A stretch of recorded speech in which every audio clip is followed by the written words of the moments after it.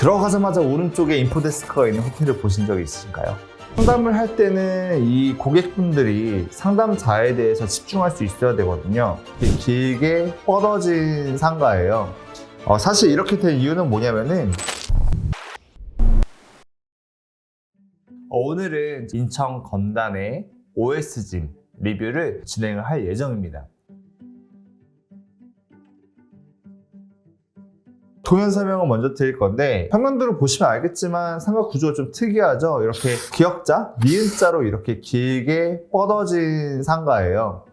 사실 이렇게 된 이유는 뭐냐면은 이제 요즘 상가들은 아무래도 지상층의 경우에는 창문이 있는 쪽을 선호하기 때문에 이 상가를 바깥쪽으로 다 두르고요. 그 다음에 가운데 복도 공간을 만들고 그 안에 엘리베이터 홀이나 화장실처럼 공용구역을 만드는 방식을 많이 사용을 하고 있어요. 그러다 보니까 상가가 이렇게 길고 이제 좁게 빠지는 경우가 있죠.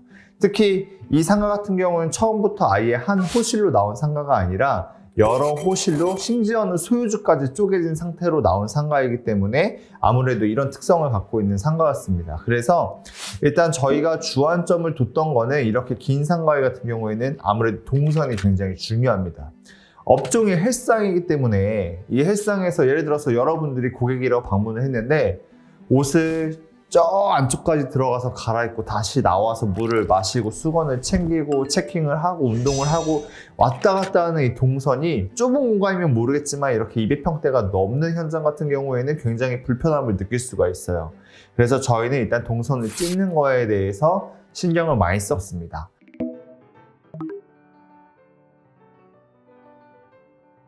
탈의실하고 샤워실인데요. 들어와서 이제 앞에 있는 호실 2개 같은 경우에는 수도를 쓰는 시설을 설치하면 안 된다. 그러니까 이쪽 소유주는 우리는 수도 안 돼 라고 한 거죠. 옆쪽 소유주는 괜찮은데, 그러니까 애초에 샤워실을 설치할 수 있는 공간이 굉장히 제한적이었어요. 이제 거기에 샤워실을 설치하면서 이제 공간 분배를 좌우로 나누게 됐습니다.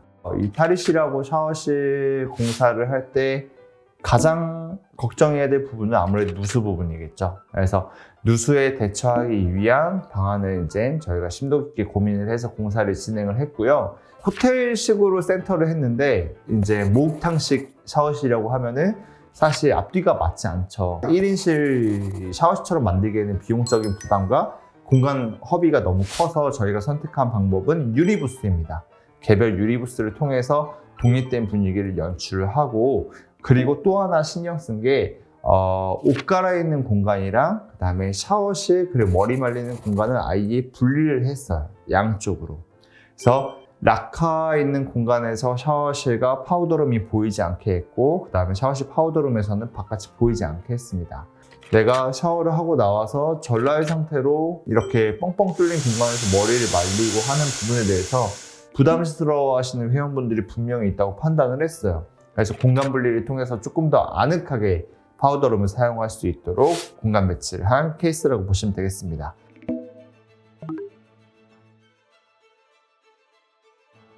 엘리베이터에서 내려서 상가를 딱 들어오면은 정면에 보이는 이 인포데스크의 디자인에 가장 힘을 많이 실었습니다.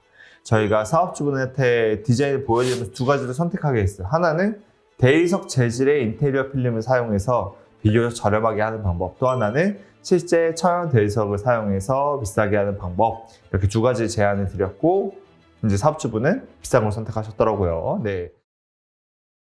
이 인포데스크에 대해서 특징을 저희는 어떻게 잡았냐면은 호텔식이잖아요. 여러분 자동문 열려서 호텔에 들어가면은 들어가자마자 오른쪽에 인포데스크가 있는 호텔을 보신 적이 있으신가요? 보통 아닐 거예요.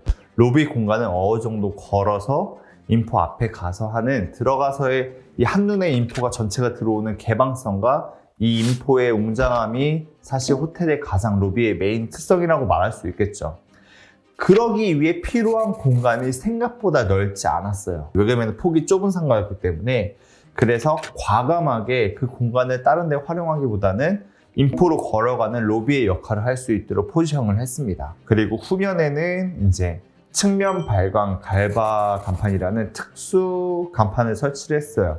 이게 요즘에는 좀 많이 쓰시는 것 같은데 예전에는 정말 안 쓰긴 했거든요. 시공이 원체 까다롭고 그리고 단가가 비싸서 많이 안 쓰는데 아무래도 천연 대리석을 쓰는 인포이다 보니 간판도 일반 로고로 할 수는 없어서 저희가 조금 더 힘을 준 부분이 있습니다.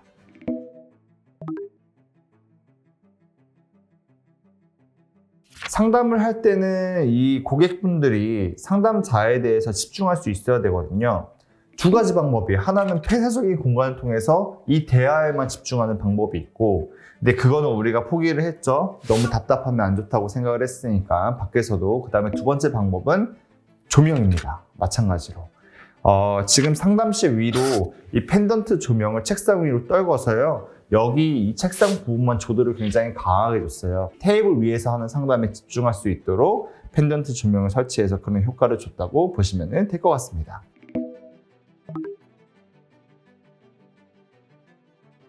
다음은 이제 스트레칭 존인데 원래는 이렇게 단을 높일 계획은 아니었고요.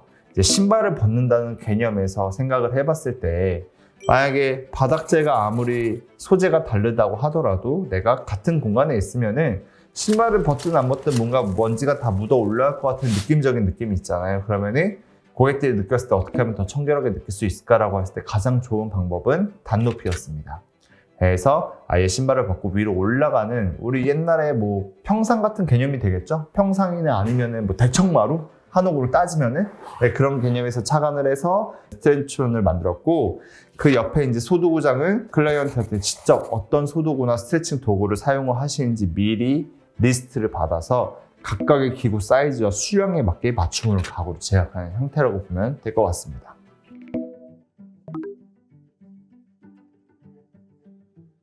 웨이트 존인데 저희는 이제 두 가지로 분류를 했습니다. 하나는 핀 머신, 그러니까 말 그대로 웨이트 블럭의 머신 안에 들어가서 이제 따로 원판을 가져오거나 덤벨을 가져올 필요가 없는 핀 머신들과 그리고 플레이트 로드라고 하는 파워렉 아니면 덤벨, 벤치 그리고 요즘에는 햄머류의 머신들이 굉장히 다양하게 나오죠. 아니면 뭐 파워레그 프레스나 V스쿼트나 이런 머신들도 다 플레이트 로드이기 때문에 이 플레이트를 쉽게 공유할 수 있도록 한쪽에 몰아 있어야 돼요. 그래서 그 두 가지로 나눠서 공간을 짰고요.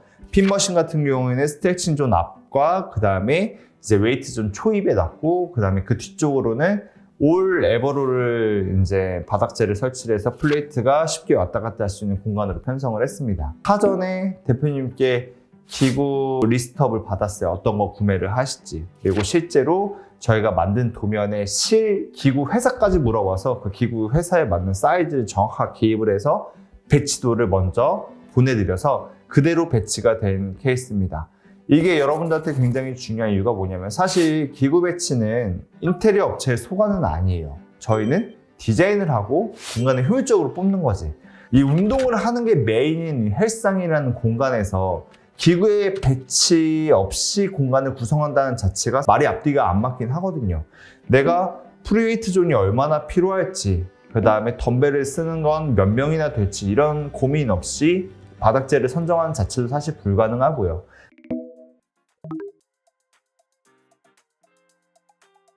그리고 포토존이에요. 클라이언트가 요구를 하신 건데 사진을 찍을 수 있는 공간에 있었으면 좋겠다라고 말씀하셨고 디자인적으로 우수했으면 좋겠다라고 해서 저희가 남는 벽 하나를 이제 이렇게 바꿔서 디자인한 케이스입니다. 지금 이렇게 내려와 있는 펜던트 2개, 저 제품 하나에 55,000원이거든요. 2개 해봤자 11만 원밖에 안 돼요. 어차피 설치되는 레일에 이어서 조명을 설치를 했고 디자인된 기성품 거울을 사서 배치한 거 말고는 다른 게 없는데 이렇게만 해도 굉장히 훌륭한 포토존이 되죠. 그래서 이것도 이제 클라이언트가 굉장히 만족하신 부분 중에 하나입니다. 이런 게 바로 가성비가 되겠죠.